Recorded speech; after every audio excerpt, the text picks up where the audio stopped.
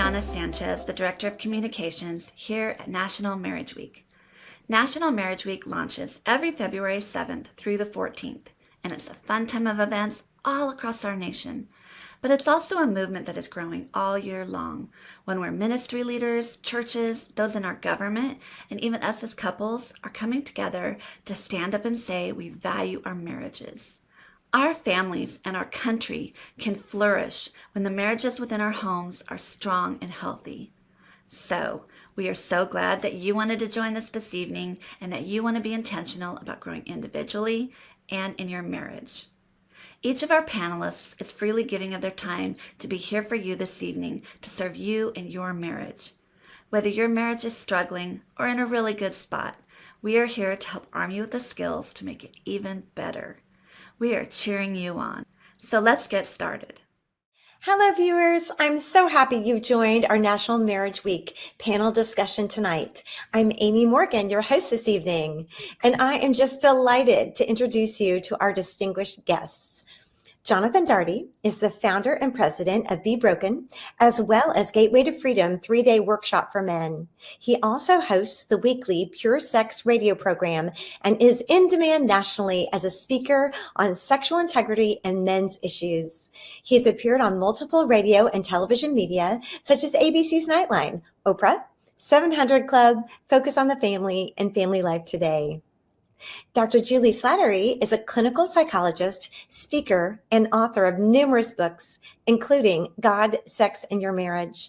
She's the president co-founder of Authentic Intimacy. Juli also hosts the weekly podcast, Java with Juli. Patrick and Laura Gallier speak nationally, shedding light on many of today's most highly debated moral and social issues, particularly those surrounding mental health and sexuality. Thank you all so much for being here. Yeah, so good to be with you. Well, intimacy in marriage can be fraught. For some, the topic of sexuality is fun, but for others, it's the most painful and awkward part of their marriage. Our panel guests have much experience helping people in this area. They address sensitive topics like trauma, wounds from the past, lies and legalism, and what true intimacy looks like. Each provides coaching and offers resources and programs that help couples start to talk in ways that are constructive and make changes to address their issues and move forward.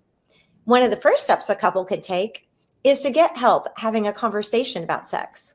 Most don't know how to talk about it. It is so emotionally charged, talking ends up in conflict.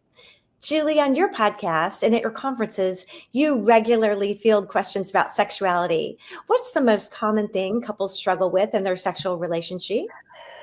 Well, you know, Amy, it's really hard to boil it down to one thing. I think a lot of couples are arguing over frequency or feeling like their spouse isn't meeting their needs. I also think there's a huge amount of couples that are struggling with pornography and just the fallout of that for the person who's struggling and also for the spouse who is experiencing betrayal. And then just trauma from the past.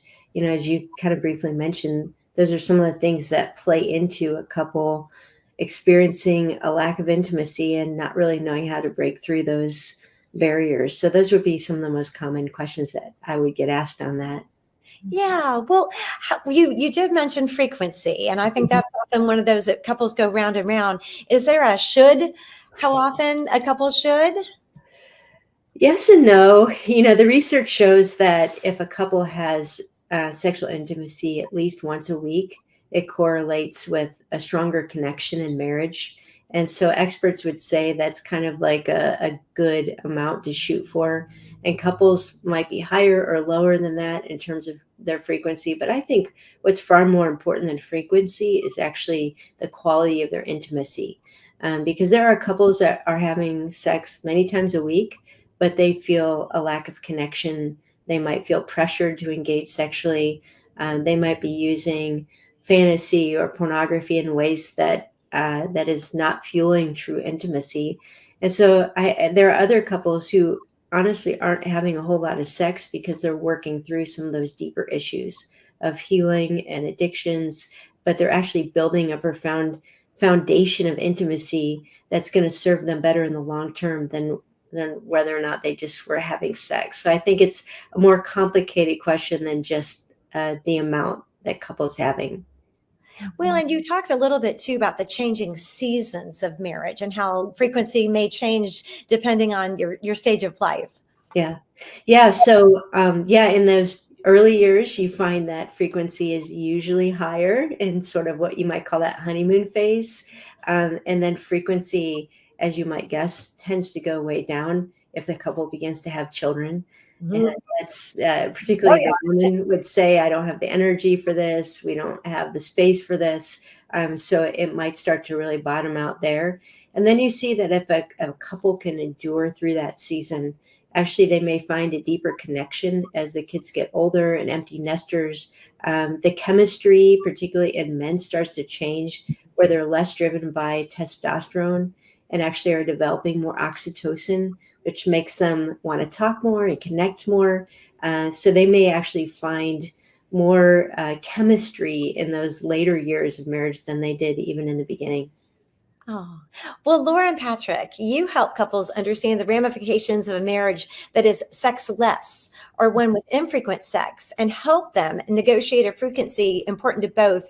You talked about the nuclear war. What is that? Yeah, that nuclear war, in full, being candid here, we were in that nuclear war. And it's where I had such a strong need for emotional connection, that relational intimacy, talking about my day, caring about things in my life. And then he had such a strong physical need, just the nature of hormones and everything else, being a man. And I came into the marriage with some what we call bitter roots of judgment, where I felt like all men want from women is sex.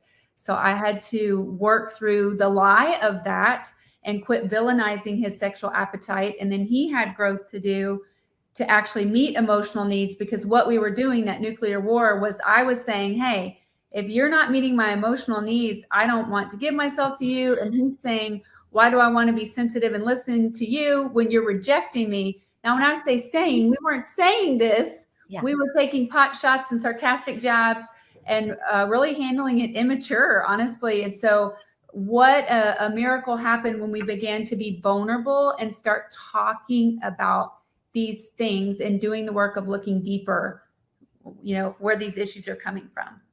Well, and that was what I was going to ask you. How did you learn how to be sensitive to your spouse's needs and overcome the nuclear war? Yeah. You want to address that or what? Well, yeah, I mean, I think for me, part of it was just learning not to be so selfish and so inward, and then also just learning, taking the time to understand that, wow, we are different. We always hear men are from Mars, women are from Venus, and understanding that she's driven and built differently than men are. And unfortunately, it took me a long time to figure that out. But once I started to clue in to say, hey, if I'll make investments into her and into her bank account and not just always take withdrawals, but invest into her, then it makes things go a lot better for me later on, especially in the evening when I was wanting to have intimacy. Right. Yeah. Exactly. Well, you mentioned differences. And so, Julie, there was something that you were talking about the different types of desire, even not only so much the emotional desire with the physical desire, but even within the physicalness, kind of a different type of desire that different people, it doesn't have to be along men and women lines, but I think this can be a healthy reframe for couples. Often we talk about like a high desire spouse or a low desire spouse, or we kind of stereotype the men versus the women. But something that I've recently learned from some experts in this field is to think about it in terms of initiating sexual desire and receptive sexual desire. And about 75% of men tend to have more of that initiating sexual desire, particularly younger men, where they're thinking about sex often. They're the ones who are likely to suggest sex in the marriage and sometimes even pressure for sex. Whereas about 75% of women have a receptive sexual desire, which means that they're not thinking about it. They're not necessarily feeling a need for sex. But once they start connecting to their spouse, once they feel safe, once foreplay begins, they're like, yeah, actually, I do like this. And if you get in a cycle where the initiator is always kind of pursuing and not understanding that that receptive person does have a sexual desire, but it needs to be nurtured, the person with the receptive desire can just feel like I have no desire at all, because I'm always resisting. And as I mentioned, those statistics are about 75-25, but we've got to recognize that in about 25% of marriages, it's the woman that has that initiating desire and the man with the receptive desire. And that can change through seasons of the marriage too. So I think those are kind of healthy handles or vocabulary to describe the dynamics of what's happening as couples navigate the kind of challenges that Laura and Patrick were talking about. Well, and you had mentioned too that the physical sexual relationship was created to bond couples, Laura and Patrick, to fortify and put a wall of a protection around a marriage. But what happens, instead of bringing them closer, those expectations and arguments drive a couple apart. Let's talk about shame. And Jonathan, this is where I want to draw you in, with shame being the destroyer of intimacy. You had some conversation there and some experience about like the purity culture and how that hasn't always worked out as well as people thought it would be. Let's talk a little bit about what you've seen. Yeah, so shame's a huge deal. I mean, in the work that I've been doing for many years, I've never met anybody that doesn't have some connection to shame in their history with their sexuality. There's all kinds of shame that can come in all kinds of forms. I think when you mentioned specifically purity culture, that was about a 10-year movement that was trying to address and trying to respond to kind of the free-for-all sexual revolution out of the 60s and 70s that was saying, hey, let's get back to maybe some better code of morality. Let's try to say, hey, let's rein this in. This is not good for us to just have no boundaries and although the intention might have been good, what it did was actually add to the shame that people have, because it had an effect of shutting down an entire person sexually completely, meaning like the emotional components, the idea that maybe sex is actually good, like sexual feelings are actually good, part of God's design. And so it swung the pendulum all the way to the other side that had this idea that says, if you just do everything right, if you just did everything exactly the way, quote unquote, God tells you to do it, then it'll work out perfectly, because what you'll do is you'll find your maiden, or you'll find your Prince Charming. And once you come together in that marriage and you have sex, it will be heaven on earth and everything will just be perfect. And so it created a false narrative about what the expectations should and could be in terms of the sexual relationship in a marriage. And it has huge devastation in its wake, because there's so many people that were like, I did everything right. And everything fell apart. There's more pain in my life. There's more parts of my life that I don't understand. I feel even more shame. And so that's a huge area that we have to address, as not just the idea of swinging the pendulum from a sexual revolution to purity culture, but really looking at the underlying issues of shame. You had one revolution that was saying there is no such thing as shame. And you had another that says we're going to put shame on steroids. And either way, the bottom line is we all have in our marriages parts of us that we want to hide, that we don't want to be vulnerable about, that we're scared about. And that's where shame, I think, comes in. It's a hiding. It's a saying, I don't want to be known.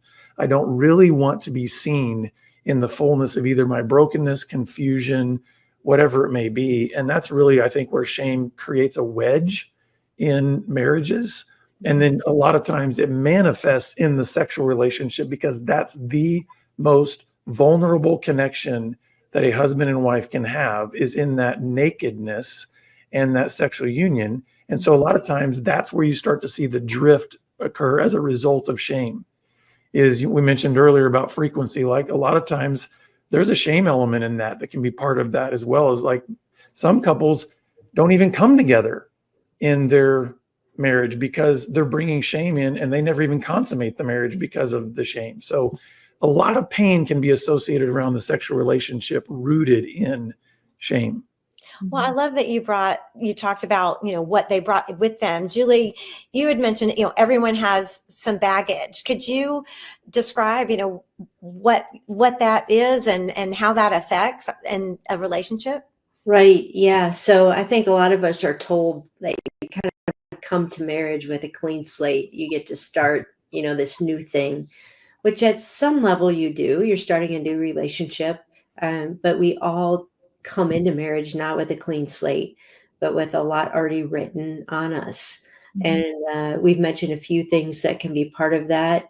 When we look at the research, we see that about 50% of women and about 30% of men have experienced sexual violence of some form. And much of that happens before the age of 18. We see that the vast majority of men and now many women have had exposure and use of pornography, which colors how they see the purpose of sexuality and how their bodies are going to respond to a sexual situation. And we see that we've consumed all these messages about what marriage should be and what sex should be. And most of those messages are a little bit off kilter, sometimes way off kilter. And then, as Jonathan mentioned, even some of the well-meaning messages from the church have told us that our sexuality is shameful. A lot of women believe that their bodies are shameful. They're not quite sure what to do when they grew up hearing, cover it up, don't think about sex, don't arouse a man. And then all of a sudden in one day, you're supposed to be pleasing to your spouse and you're supposed to enjoy this. And there's no discipleship or coaching on how you do that.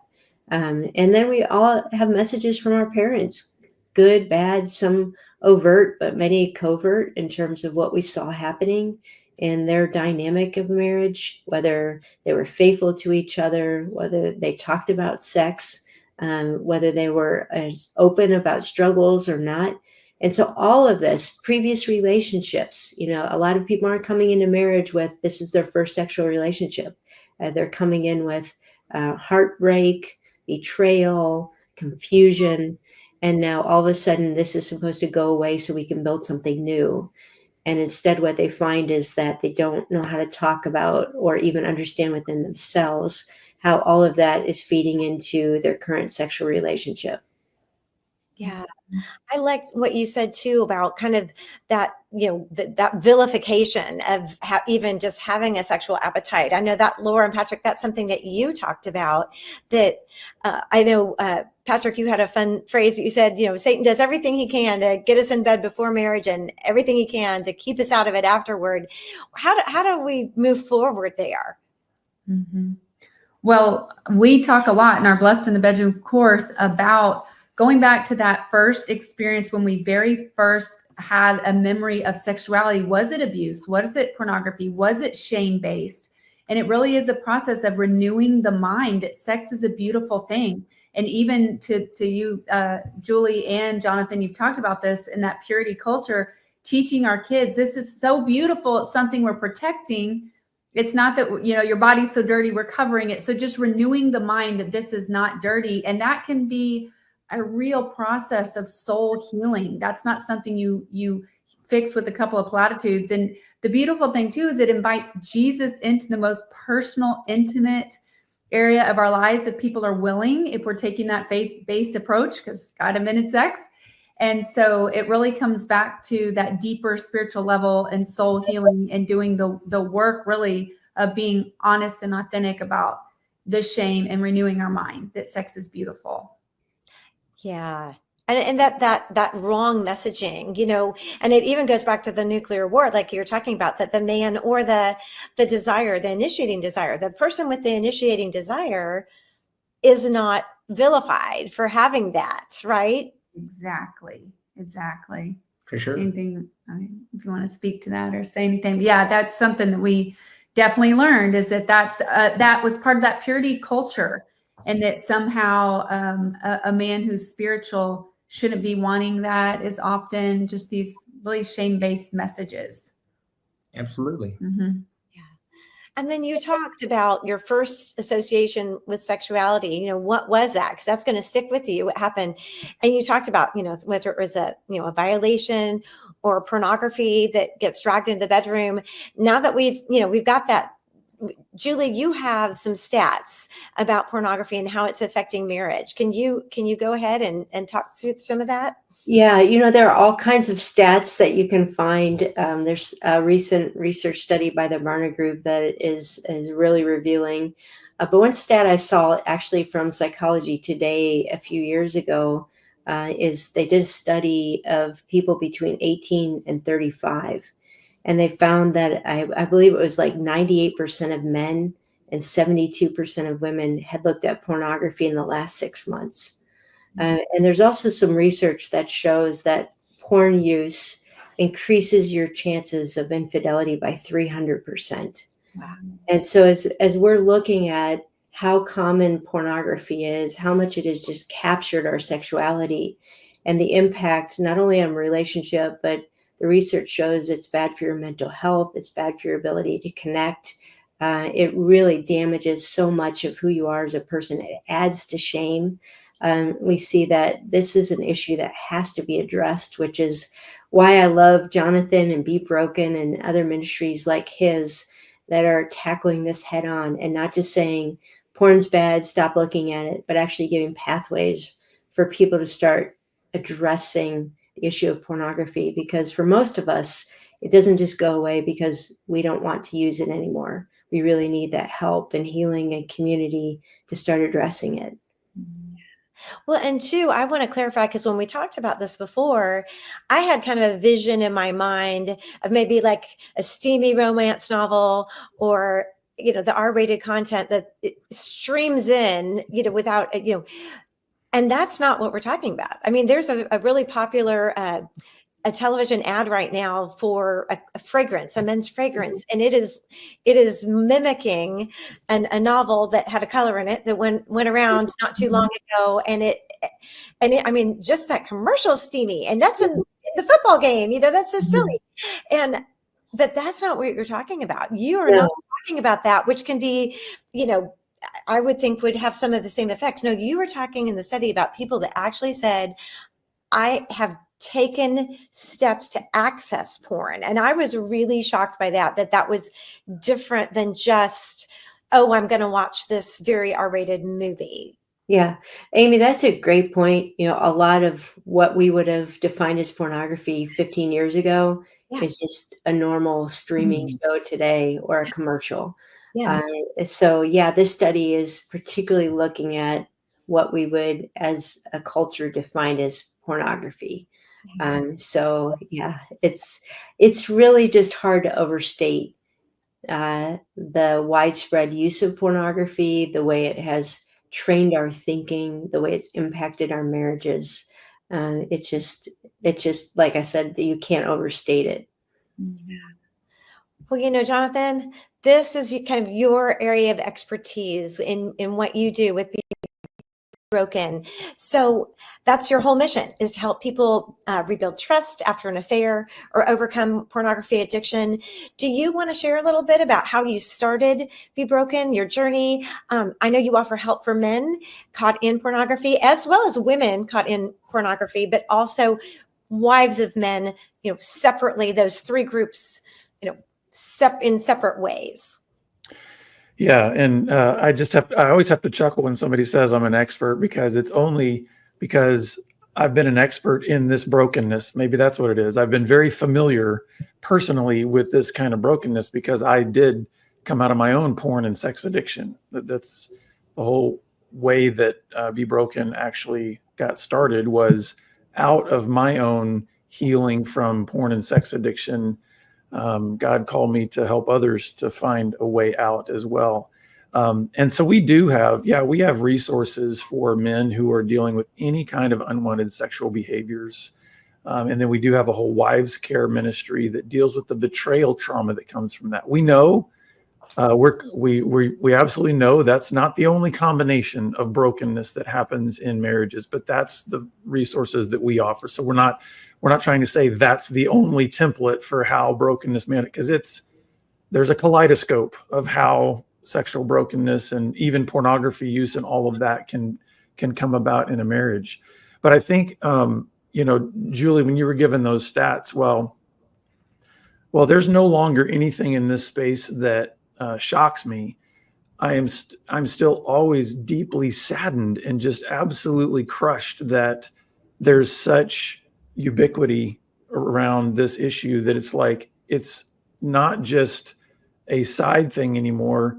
It's really, we're a pornified culture. Like, it's the cultural norm to think that consuming images of people is okay. Like, that's I will say this though. I want to say, because since we were mentioning stats for a minute, it's interesting because virtually all the research that you'll find within marriages around issues of sexual brokenness, you'll find a lot of things that have changed over the last 50 years in terms of what people consider morally acceptable or morally unacceptable and all these kinds of things. There's one thing though that has never changed beyond like a couple of percentage points. You want to take a guess at what it is? Julie, you might know what it is. I do. Yeah. You tell us. It's faithfulness. Mm-hmm. Wow. That is, like, when they give a scale of what do you consider morally unacceptable in a committed relationship, in the 90, it's like 92% or more, they will say if anybody cheats, if there's unfaithfulness, that is morally unacceptable. That's the same from 1950 to right now.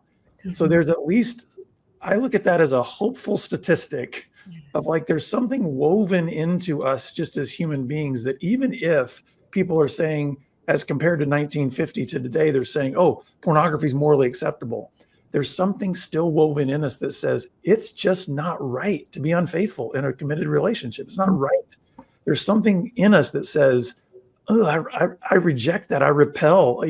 Part of it is because anybody who has personally experienced the betrayal that happens in that level of commitment, they're going to say, absolutely, that's not right. Yeah. Ask any wife or any husband who has had their partner cheat on them and have an affair. They're not going to say that's perfectly acceptable. That's okay. There's something built in. And I find that hopeful even in the pornified culture, that there's still a baseline that says, we know that when somebody says, I do, and takes those vows, that actually does matter and it should matter. And so that's why we're having this conversation, is because all the sexual brokenness that we're talking about, the things that can come in here, pornography and shame and all these other things, at the root of it, we know that we are meant to fulfill those vows. We know that we're meant to be faithful. And I just want to say that as part of my own story in terms of how the ministry started and just all of that, is that I was the unfaithful one. I mean, I had this addiction that came into my marriage, and it was a secret, and it just all blew up, and it made a major, major mess. And so, but by God's grace, there was healing that came in that. And I will tell you this, my wife had to go through all of the healing of experiencing that betrayal, and had to get to a point where forgiveness had to be a reality, because there could not be reconciliation with that. That also couldn't be reconciliation without me repenting and actually getting on a track of recovery and pursuing greater health. But when there was restoration there, I want to say to the couples out there that are maybe either in the middle of the trauma and the tragedy, that there is a way through. That it's not like the only option is we have to end this. We have to be done. There is a way through for those couples who say, I want to take that option. I want to see what it's like if I'm the betrayed partner. I want to see what it's like to heal. I want to see what it's like to forgive. If I'm the betrayer, I want to see what it's like to repent. I want to see what it's like to actually live from a new place of health and wholeness rather than addiction and shame and all those lies. So I think there is a hopeful message there. And I'd love, because I think, Julie and Patrick and Laura can speak a lot to those areas of brokenness as well. It's not just my story. They're dealing with it every day, all day as well. Well, Patrick and Laura, I know you guys speak and they're blessed in the bedroom. Do you have something you'd like to share there? Well, we do talk a lot about pornography and just love to bring in the reality that so many times we are turning to sexual sin and pornography, and I'm calling it a sin because that's what it is. It's a deviation from God's perfect plan. But we have these genuine heart needs that we're trying to meet in illegitimate ways, and we break down the chemical process and how it becomes addicting on a neurological level to disarm shame. Disarm shame that we can't even begin to heal until we get the shame out of it. And that's what God wants. So we like to talk about it from that place, and just in the room with all these couples to just everybody breathe. None of us are perfect, and create an environment where we can be honest about these things. Could you expound on that just a little bit, maybe, Patrick, from your perspective? Well, one of the things that my wife does an excellent job in our seminars of explaining, I want you to kind of drill down just a little bit more, because like as men, one of our greatest needs is to feel competent and capable. And for women, it's to be desired and esteemed above all, especially by our husband. And pornography, to talk a little bit about what we talk about in our seminars, where for a man, a lot of times it really isn't about sex. That's what's kind of crazy about the whole thing, is that a lot of men with porn addictions, they think, oh, it's just I'm a sexual deviant. It really isn't. It's that they have needs, whether it's things aren't going well at the office and their career path, or maybe in their own home, their wife's not esteeming them and they're speaking down to them. Kind of drill down to that a little bit. Yeah, we just explained the neurological process that when we look at pornography, it does cause that dopamine flood in the brain that creates a sense of high. But with a little bit of repeat exposure, what starts to happen is when we step away from the pornography, the dopamine levels go below normal. So now we feel depressed. And so what can start to happen is when I have had a bad day at work, or I am feeling inferior, or I'm bored, or whatever it is, I feel ashamed, I'm driven toward the pornography as like this chemical, induction of these chemicals. And I'm not even realizing that's what's happening. And what we also know about pornography is with repeat exposure, that original image or video that was such a high, it will not have the same high. I will need to push the boundaries and find something it's a little dirtier and a little more perverse. And so we call that the cycle of depravity. But breaking that is going back to what is motivating this in the first place. And it was Jonathan who taught me about the way that a lot of times when we stop looking at the pornography, there's this whole brain detox. It can be like coming off a hardcore drug.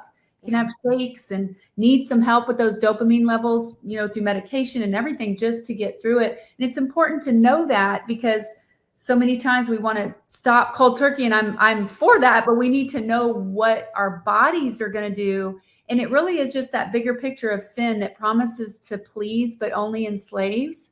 And the very thing that's supposed to satisfy us can take such a toll on our body. And so God's love is so much bigger than that. And he just loves to meet us in that place. But when we understand the chemical side, it helps us understand what that pull is. And again, so many times the root has nothing to do with sex. It's actually driving us to the pornography. Yeah. And can I say something on that, Amy? Absolutely. Because to kind of just piggyback on that, and this is why it's so important to address those layers of shame and also any wounds and trauma from the past. Because a lot of times what will happen is when a person says, yes, I want to get off of this, it's destroying my life, I recognize that. And then they get into a community where they go, okay, I've stopped watching pornography, stopped doing this. And all these biological effects start to happen where, again, those dopamine levels go down, they feel depressed, or they might even feel sick to their stomach. They might have headaches. There's all kinds of other things. Sometimes what that will do is that will actually even just ramp up the shame. Like, what is wrong with me? I'm doing the right thing now. And all of a sudden I feel worse. I feel like, is there something literally wrong with me, in the sense that I can't quit this? And then it's easier to give into temptations, because they go, well, listen, if I'm fundamentally irrevocably broken, then I guess this is just my lot in life. I have to keep doing these things. And so we need to address the whole person whenever somebody is coming off of these things, because there is going to be a detox period. And that's why community is so important. That's why having therapists that know what they're doing, doctors that can also help, because it really does affect biology, and we need to acknowledge that as well. It's not just a spiritual thing. It's not even just a moral thing. It is also a biological aspect to pornography addiction. I'm so glad you brought that up. And two, then for the wife, there's a whole emotional component to that. Julie, would you like to speak to that about the wives? I know you said that some may feel like it's their fault, and let's talk about that, because that's not the case. Yeah, and also to mention that it's not always just the wives, that it can be a reverse dynamic. Sure. But sometimes, particularly for wives in that situation, they've gotten messages even from the church that it's your job to keep your husband focused on you. And so she can feel like she's in this double bind of, I don't feel like the sex we're having is really about me. I think I'm more of the outlet. I don't feel loved. I don't feel treasured. I don't feel like I can even say no. But on the other hand, if I draw a boundary, I'm afraid that my husband's going to go further into pornography or have an affair. And so women can carry a lot of responsibility for this. They can feel that. They can also feel like, I'm not enough for my husband. I must not be beautiful enough. I must not be sexy enough. Sometimes women will come to our ministry with the motivation of, how do I become more sexy so that my husband will focus on me? And I understand that heart, but also like that's just a sign of dysfunction within the marriage. And so it's critical that we don't try to solve pornography through marriage. Pornography is an individual's problem that affects the marriage. And so that's, again, why it's so important that we have counselors and ministries who recognize it as first, we have to really be there for those individuals before we can start putting the marriage back together. Yeah, I really like that. I know you had said you could be having all the sex in the world, but that's not what's going to fix the problem. No, actually, it can feed it. There are a lot of people who are addicted to pornography and they don't want to look at it. So they're like, my spouse is the acceptable outlet. So I will just physically be with my spouse, but mentally be pulling up all kinds of images from the past. And that really isn't sexual intimacy. That's not what the purpose of sex is for in marriage. And it just becomes another form of bondage in some ways. Yeah. I know, Lauren, Patrick, you said that, we're meant to feel secure and physically gratified with our spouse. And it's a connection we don't do with anyone else. Can you talk a little bit about that? Yeah. Well, again, if our first impression of sex is that it's conquering a woman or conquering a man or meeting some egotistical need or something to brag about, there's all these things, and we're going to miss the point that it really is about that intimate connection, the two becoming one. There is an unseen spiritual side that the Bible speaks of. It's easy for our society to think of it as just physical, maybe making a baby, but not understanding that there's a oneness, spirit, soul, body. And that's a beautiful thing. That's why we're talking about this, is because when we get healed of these things and the wrong thinking and get our, body chemistry and our neurology where it needs to be, then, and again, just the emotional part of the relationship, the spiritual dynamic between a husband and wife, because we are spirit, soul, body. When that is where it needs to be, doesn't happen overnight, but it's a good journey to be on. Ultimately, the goal is that it does feel loving and safe and bonding and like this special thing that we do strictly with our spouse. That's the goal, is to get to that sweet place. Go ahead, Patrick. With us being faith-based, I look at it just from the standpoint that, for us, God created marriage, God created sex, and he created it to be wonderful. And so, as a man, my role, the word tells us that, hey, we're to love our wives as Christ loved the church. So I think once you approach physical intimacy from a standpoint of being a servant and a giver, and it not being about you but about them, and both people in the marriage go at it from that standpoint, you just can't go wrong. It's not me trying to get something from her or having her do something for me as much as it is me trying to bless her and love her and cherish her. And when both parties in the couple are doing that, I mean, you just can't lose.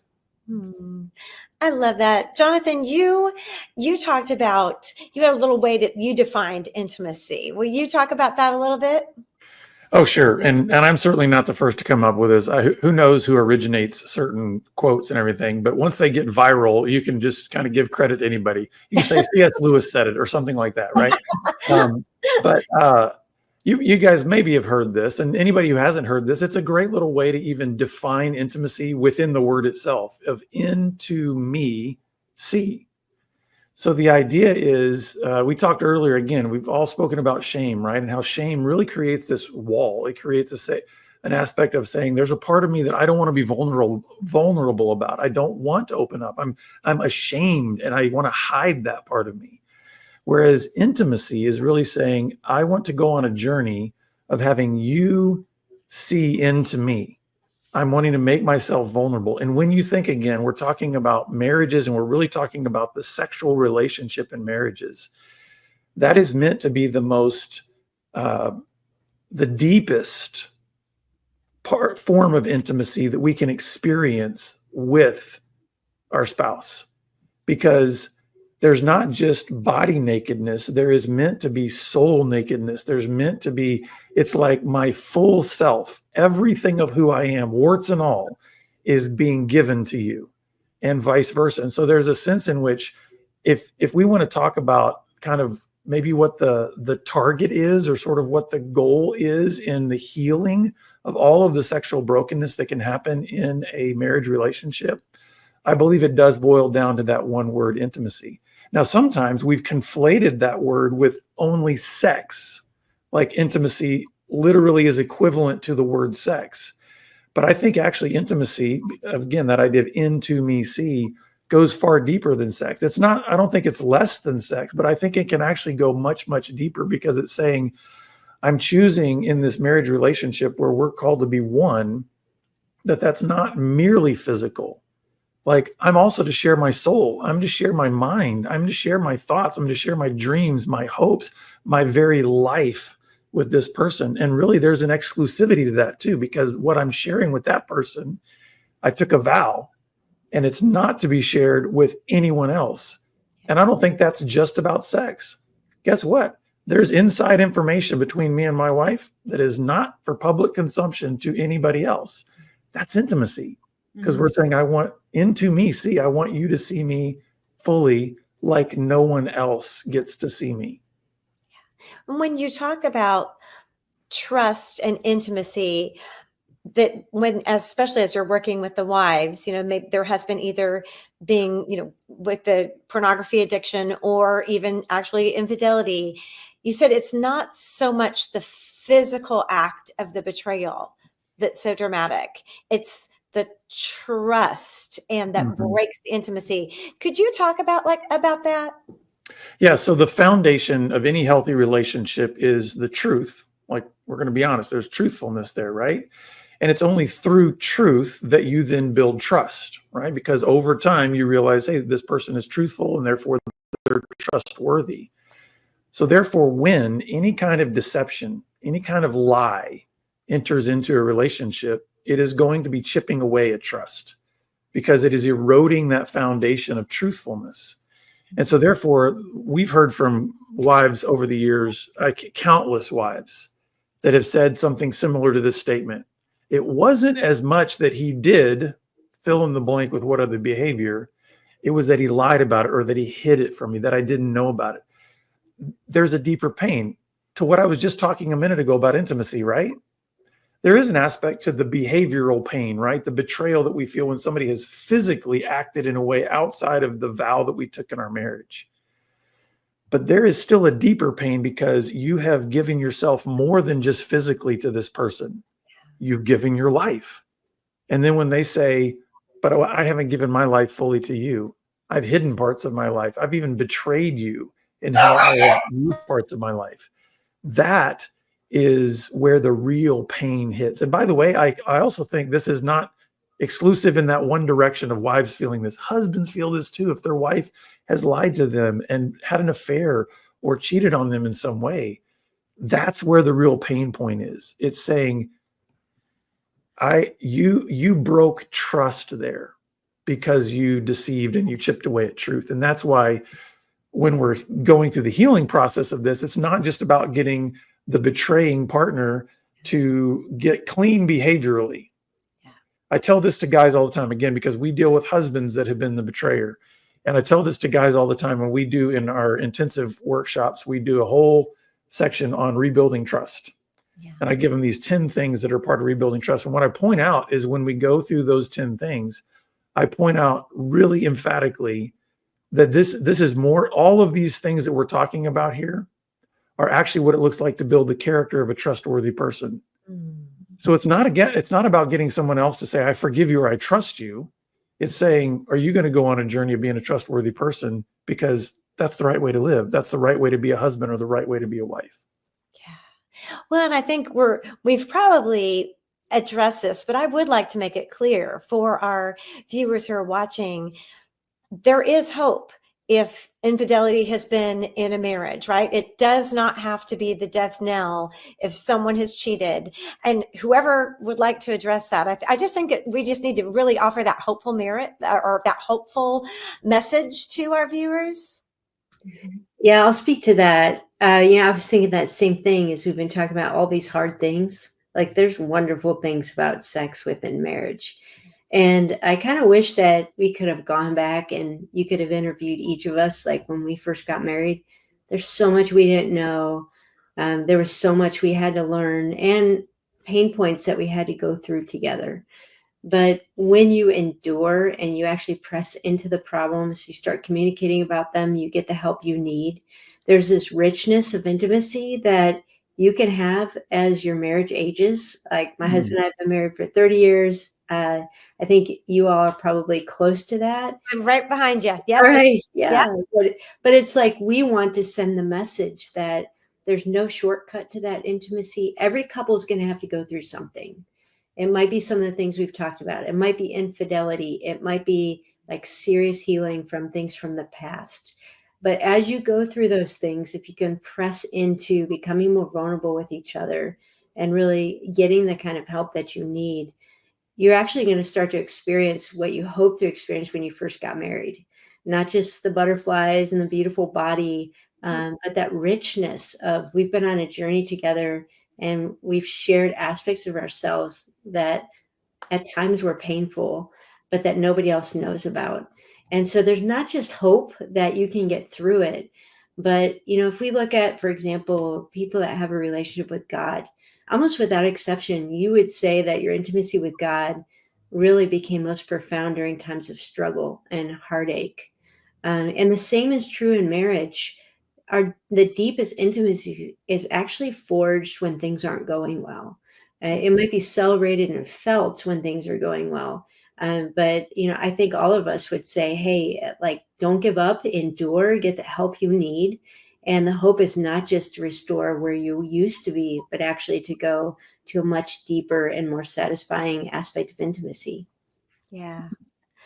I think one of those overcoming messages that no one's too broken to be healed, right? Mm-hmm.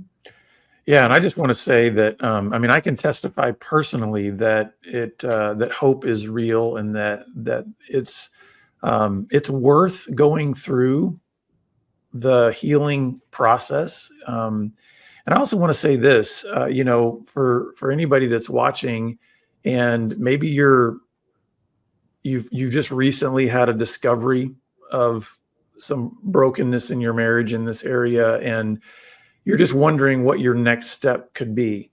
Here's the good news. You're seeing 4 people on this video that actually represent a much larger community of help that is actually available to you. So don't think that you have to navigate this by yourself and figure it out all on your own, and that hope only comes by you pulling yourself up by your bootstraps and saying, I've just got to be, kind of grit my way through it. No, you can come into environments that are built for this kind of healing and this kind of transformation process. So you don't have to think that you've got to address it all on your own. You also don't have to think that you have to do it, by 12 o'clock tomorrow. Okay. this is not something, because again, we've talked about, this is the most intimate aspect of a marriage, a relationship, right? Mhm. So when there's brokenness there, it's going to take a while to heal. But I will tell you this from just personal experience. It's worth it, because the points at which you heal in that deep brokenness together in your relationship, they really become the foundation of a much stronger relationship going forward. In fact, I would say that you can build even deeper intimacy by choosing to travel through the pain rather than just trying to jump away or medicate it or ignore it. It's through those valleys that I think we really encounter the strength and the grace to keep going. So you've Yeah. got help available for those who want it. And one thing I would add to that is that, maybe your marriage, maybe you're watching this night and go, we've never had infidelity, and we haven't had betrayal. But if you're honest with yourself tonight, you're thinking, well, my sex life with my spouse could be better. One of the things that we are always amazed, I'm always amazed at when we do our seminars, through question and answer, through the questions we get, and people wanting to come up to us afterwards, is that I'm surprised on how many married couples don't talk about sex in their marriage. It's something they do, but it's not something that they explore. And I know for us personally, we've been married coming up on 24 years here real soon. And for the first 18 years of our marriage, if you pinned us down, neither one of us would have said, oh, it's terrible or it's not good. But I think we both say it could be a lot better. And it wasn't until we just started talking about it and actually being intimate, being honest and talking through things. And that can be dangerous because it's such a scary topic. No man wants to hear that he's not doing it for his wife or vice versa. But when you start to talk and just have civil conversations and decide that you're going to treat each other with respect and care and talk about it, it is amazing, the headway you can make in improving your sexual relationship within your marriage. It's astonishing. And, we can sit here and tell you today that in year 24, our newlywed years had nothing on what we've got now between us. And that's the truth. It can get better. Absolutely. Well, I love that too. And sometimes even talking, you had some little practical tips of just obstacles. Maybe you're not a couple dealing with these big, heavy issues, but maybe you're in the throes of having little kids. And in one of those seasons of life that is so difficult to make the time or find the time, and you're blessed in the bedroom, you had just some tips that they seem very like they'd be common sense, but when you were like changing diapers all day, maybe they're not. Could you go over some of the things that you like to tell people in your courses? Sure. We talk about things as practical as make sure the kiddos have a bedtime. They don't need to be in our bed if at all possible. I know it's one thing when you have little newborns and infants, but pets out of the bed, protect the bedroom itself, the environment, the best that we can. And we talk about the need for foreplay and to transition. So if I've just, done bath time and I've got, baby lotion all over my hands, and then I'm supposed to be this, amazing lover, I just need a minute. You got to transition out of these different roles. And especially for women, foreplay does release testosterone. That is the physical side of arousal. And to my husband's point, talking about what we do and don't like. And I always say, not in the moment necessarily saying, I don't like that. That doesn't go over well. But outside of the moment, talking about things that we like and don't like, and not being so hypersensitive that I can't say, oh, okay, okay, a little bit of correction there. And just being lighthearted about that is very important. And I would just say, as a man, we joke about the fact that prior to, I said, no man got his wife to agree to marry him on their first date. Man, you had to work it. You had to date her. There was flowers, chocolates, dinners, all these things. You had to work it. And then we get married. They say yes. And then, 5 years down the road, we quit working it. We start working our golf game. We start working our hunting trips. We start becoming experts at being fishermen. And the relationship kind of takes the back seat. And this is something, man, I was really guilty of. not sending her flowers. I mean, hey, look, if you're sending flowers on Valentine's Day and Mother's Day, congrats, but everybody does that. It's expected. Let's start getting them in the middle of the week when they have no idea it's coming, writing them letters, sending them text messages throughout the day, sitting down and writing out an email.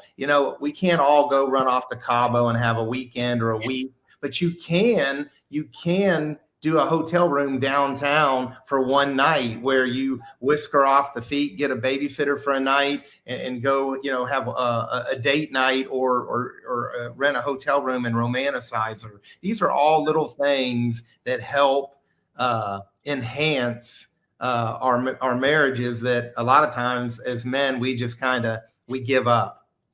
And Patrick, what I would say on that is you've just described some of the practical aspects of that larger idea of intimacy, right? That it's so much more than just the act of sex or being in that moment. It's like, are you pursuing your spouse? Yes. And to bring balance to that very quickly, as women, before we're married, they are the hero. They can do no wrong. They're so amazing. Look at those muscles. I'm your biggest fan. And then if we're not careful, we're so negative. We're so critical. I always say there's no such thing as an insignificant critical thought, really. And it's not that we're in denial about each other's weaknesses, but what are we doing with that thought? Are we praying for them or just, turning against them and letting that familiarity that breeds contempt settle into the relationship? So we want to keep up being just verbally complimentary, looking for every excuse and reason and opportunity to say kind things about how much we appreciate them and keep that alive as well. Yeah. And remembering too, like you said, kind of overcoming selfishness, remembering, their varying levels of desire and how that might play into things and where can you give, considering each other. Julie, you said sex within marriage should be a regular party, remembering and celebrating the triumph of love over selfishness. And I just loved that. Look at how we're all smiling, thinking about that with our long married spouses, about it being a regular party. And you had a beautiful analogy about learning to love well, that was about building a box of Legos. And my younger son is 25 now, and he is a big Lego guy. And that made me, just always made me smile. Could you share that with us, please? Sure. Yeah, this was sort of a paradigm shift for me when I was in those busy seasons of raising kids. We have 3 sons, and I was so frustrated at sexual intimacy in our marriage, just all the things we were dealing with that we didn't know how to overcome.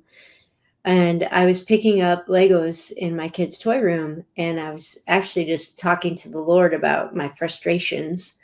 And it was like I got this word picture that sex is actually more of a gift like Legos. And so when you buy Legos, you see a very cool image on the outside of the box, like a spaceship. Yeah. But when you open up the box of Legos, you don't find a spaceship. You find all these little pieces. And the beauty of Legos is a challenge. It's learning to build. It's becoming expert at building and designing and following directions. And it started to help me understand that, yes, sex is a gift. Like at that moment, it didn't feel much like a gift to me. But when I started to realize that it actually was an invitation to build something, it changed my perspective.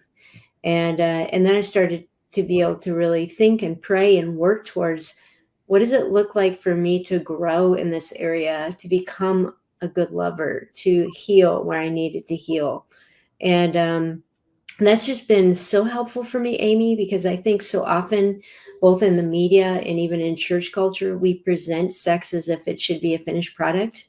Like you show up with your best self and it just happens. Yeah. And instead, it really is that journey of learning to build. And as we've talked about, learning to build through the difficult things, but also just learning to have fun. And there is an element of sex where you can't wait till everything's perfect. Yeah. Like you just have to say, all right, we still have stuff we've got to work on. We're still very flawed. We still have conflicts, but let's take a time out from our problems and just enjoy each other and learn to enjoy this gift, learn to laugh together, learn to be creative and have fun. I think it's key that we don't miss that in some of these heavier conversations of dealing with the big problems and issues that couples tend to face. Oh, well, and I know you hear, all of y'all hear it in your, whether through your radio programs or your seminars or programs you teach. You all have, like I said at the beginning, so much experience talking to couples and helping them through this. Julie and Jonathan and Laura and Patrick, thank you so much for being here. Of course. Thanks for having you, us. Yeah. Oh, and viewers, thank you as well for joining us for National Marriage Week. Stay tuned. We are back every night this week through Valentine's Day.